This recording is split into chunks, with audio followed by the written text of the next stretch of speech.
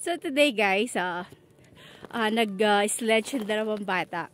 Hindi kami pumunta sa malayong lugar, dito lang din sa games kasi meron ditong slope na pwede kang mag-sledge.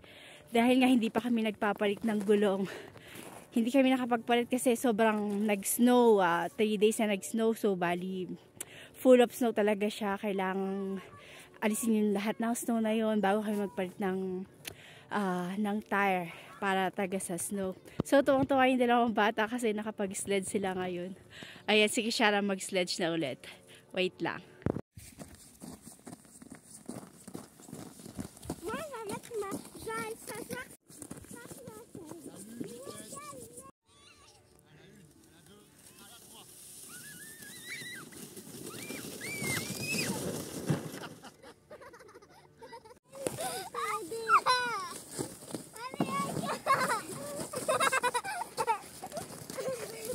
It's funny, it's funny.